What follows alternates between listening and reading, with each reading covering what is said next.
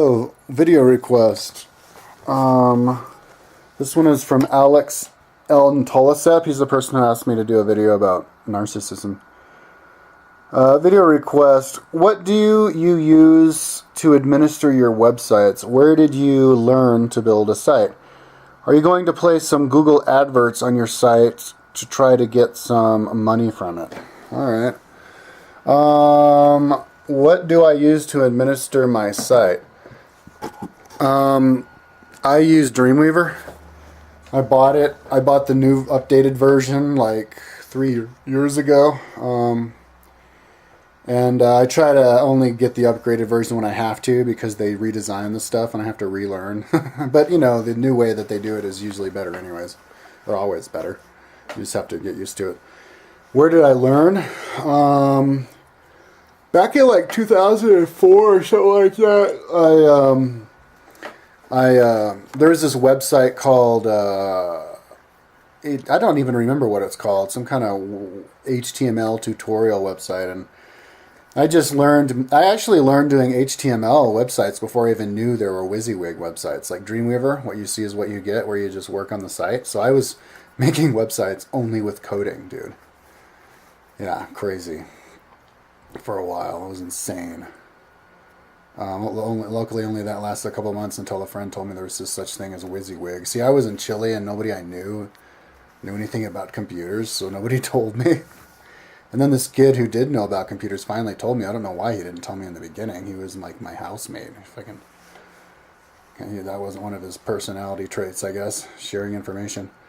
But yeah, so then now, how did I learn after that? Well, Dreamweaver works pretty much the same as like a program like Word, you know, or which is really similar to, you know, before they invented computers, word processors.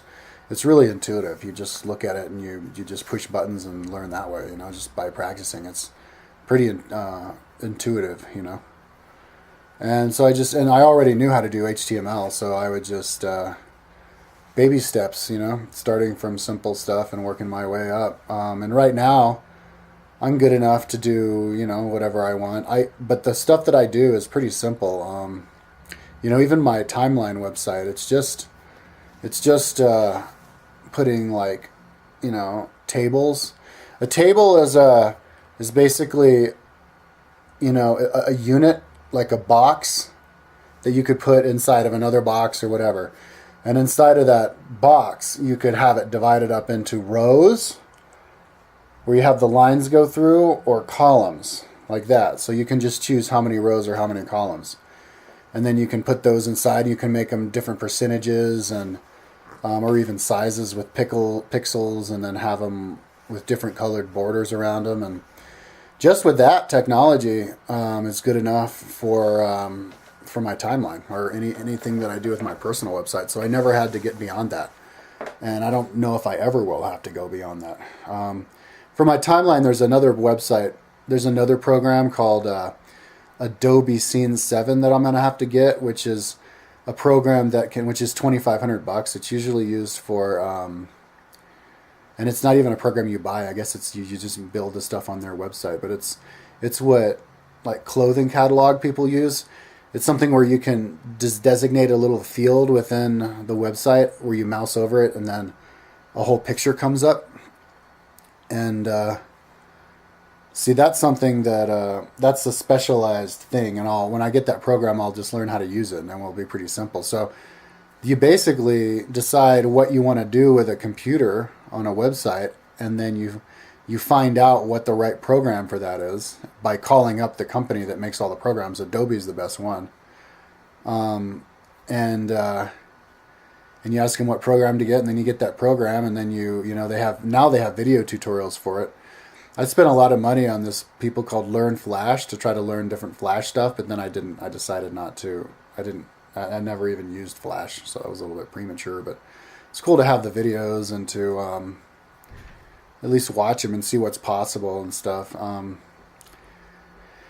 You know, I think anybody can learn to do anything on a computer. You just have to try, you know, and you have to just watch see different tutorial websites like learnflash.com. They actually have Oh, whoops, I'm going to have to finish this later. Peace out. Okie dokie, I'm back. Yeah, so, yeah, learnflash.com, they have these tutorials where they have a project, and they have part of the video that they give you, it's a file that has all the different stages of the project, all in different files, and they build something, you know, really complex, and you just build it along with them, and you know, and if you get stuck or you do it wrong, you just look at the right finished product because it's already on your little disk there. So. And then, yeah, there's all sorts of tutorials. Now, this was a long time ago. This was like 6 years ago or something when I was doing this. So nowadays, that stuff is all over YouTube, you know. You can watch people do all kinds of... People have channels where they have tutorials for all sorts of stuff on YouTube. And with all different, you know, programs and whatever you want. But if you want to make a website that... you know, basically puts pictures in there and shares everything you have. All you're going to need to know is Dreamweaver, and then you're going to want to open up a like Flickr, one of these picture websites where you can embed the HTML code of the picture into your website. You never want to put the picture into your website, like have it stored where your website is stored, because it makes the page load really slowly. But if you embed the picture on another website like Flickr, then you can then it doesn't interfere with the loading of the page, and the only thing it's loading is HTML. You can also embed YouTube videos, but I don't do that because, and a lot of people do, but you could only embed like one YouTube video. If you embed, you know, more than two or three YouTube videos, it'll make the page load really slowly. So if you go to my website on the YouTube video page, I have all my YouTube videos on there, and then on my athletics page is where all the like weightlifting ones are. But none of them are embedded; they're just linked. So you click on it, and then it opens up another window where you see the video, and that's the best way because it's just code that you're putting on, and it doesn't make the page slow. I have a unique website in that the pages are really big. Because my whole thing is putting a whole lot of information down there, so it's really important that you only have code that's loading. And even when it's just code, it still takes a long time for the page to load. So, so yeah. Now, what was the second part? The second question? Should I, do I get ads on there? Let's see what he says. Where did you learn how to build a socket? Are you going to place some Google adverts on your site and get some money from it? Yeah. Every single page of my YouTube, my website, has the maximum number of ads. I think it's 3.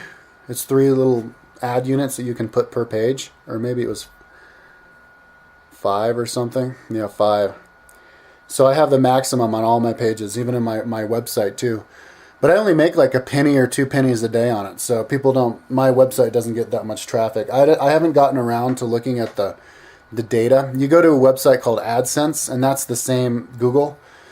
And it's the same people place where I get the money from my YouTube. But I get like almost $10 a day on YouTube, and like a penny a day from my website. So I get way more from my YouTube than my website. But yeah, like when my timeline goes viral, maybe that'll make me some money with ads. I'm sure it will, because it's got lots of different pages in it and stuff. And that's really simple too. You just copy the code from the website and paste the code onto the HTML section of the page, and then the ad shows up. You don't see it show up on Dreamweaver with the ads. All you see is the where it goes. But with Flickr, you do see the pictures on your website, on the Dreamweaver website. But there's some things that are different, you know, like that's why I'm having to collapse a lot of my the books on my Kindle book page, because you don't see that it's collapsed on Dreamweaver. And I don't even know how it got there. I just pasted it. Maybe I skipped a step. I should have pasted it onto just a text file before pasting it on there first. But yeah, but that would have made it confusing, because then it wouldn't have been spaced and I wouldn't have been able to tell the differences between the different chapters and stuff. But so yeah, that's why I think there's no excuse to not have a personal website with all of your ideas and your your writings and your videos and your pictures, and share everything, your political ideas and everything, because it's easy as pie to make a website. You don't have to be a superstar, a super genius to do it. It can get a little bit confusing with the HTML, like when weird stuff happens and you don't know how to fix it. But in the future, I think they'll work out all those kinks, and especially for high school teachers, there are always people around. I mean, high school students, there's always people around, or there should always be people around who, whenever you get stuck, will just get you unstuck, and then you can keep going, and that wouldn't be an issue at all. So yeah, one of my life's missions is to get people to do the personal websites like mine, since the time when they're really little, so that by the time they're like my age, that they've got the whole gamut, the whole everything up there, and they're sharing everything. But alas, right now there's too many haters. It makes people scared to share anything of themselves on the internet. But that'll change. That'll change slowly but surely. Okay, peace out.